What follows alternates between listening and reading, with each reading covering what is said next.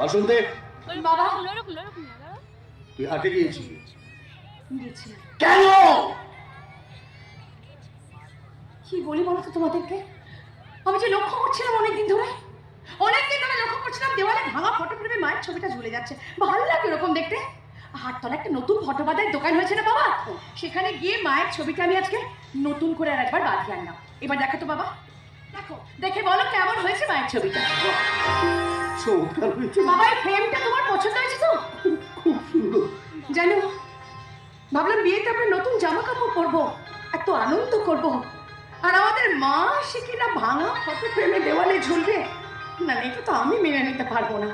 সেই জন্য তো বাবা এখানে ভালো করে দোকান। তুই যদি আমার থেকে বয়সে ছোট না হতিস, তোর পায়ে হাত দিয়ে আজ আমি প্রণাম করতাম। বাবা কি বলছো কি তুমি?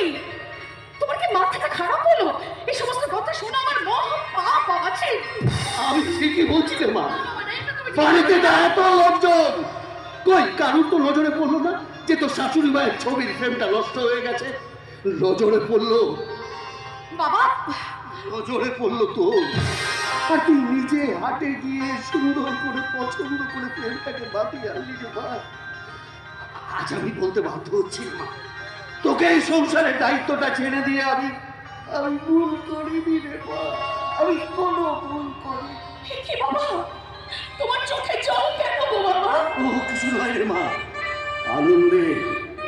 আজ জীবনের সেরা আনন্দটাকে আমি পেলাম, সেরা খুশি, সেরা তৃপ্তিটা পেলাম বাবা। আমার আবেগ আজ আমার চোখ দিয়ে জল হয়ে বেরিয়ে আসতে চাইছে। আসলে কি জানিস মা, কান্নায়ও যে এত আনন্দ আমি বুঝিনি রে মা, আমি কোনোদিন বুঝিনি। কিন্তু বাবা এভাবে ভালো লাগছে না। আমি তোকে প্রাণ করে আশীর্বাদ করছি, ঠিক এইভাবে দশভূজা হয়ে আমার সংসারটাকে একদিন ডাকিস রে মা, আমার সংসারটাকে। তুমি কি করছো কি বাবা? এভাবে হাত জোর করে অনুরোধ করে নয়, তুমি তো আমাকে আদেশ করে বলবে, আদেশ। বেশ, তাহলে সবার সামনে আজকে তোমাকে ছুঁয়ে আমি কথা দিচ্ছি বাবা, যত ঝড় আসুক না কেন, যা কিছু ঘটে যাক না কেন, জীবনের শেষ দিন, আমার জীবনের শেষ নিঃশ্বাস অব্দি এই চ্যাটার্জি বাড়িকে আমি বুক দিয়ে আগলে রাখবো বাবা। কোনো ক্ষতি হতে দেব না এই সংসারে, কারণ তোমরা ছাড়া যে আমার জীবনে কেউ নেই গো বাবা, কেউ নেই, কিচ্ছু নেই, কিচ্ছু না, কিচ্ছু না।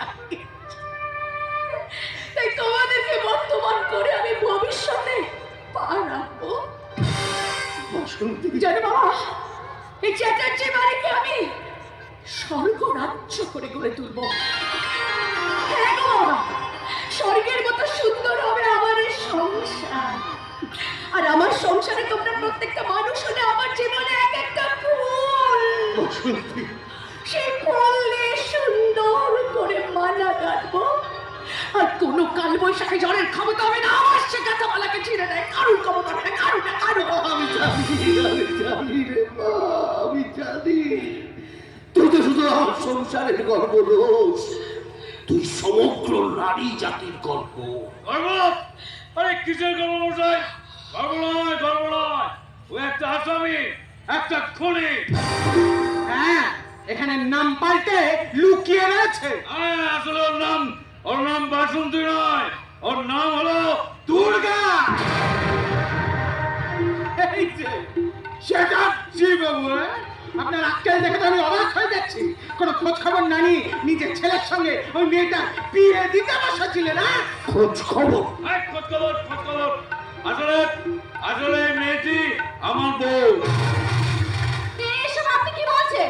আপনার বউ মানে ওকে আমি অগ্নি নারায়ণ সাক্ষী করে মন্দিরে বিয়ে করেছি। তাই আপনি আমি কেন বিশ্বাস হচ্ছে না? বিশ্বাস হচ্ছে না? দেখাচ্ছি কোথায় দেখুন না সেই ছবি, দেখুন।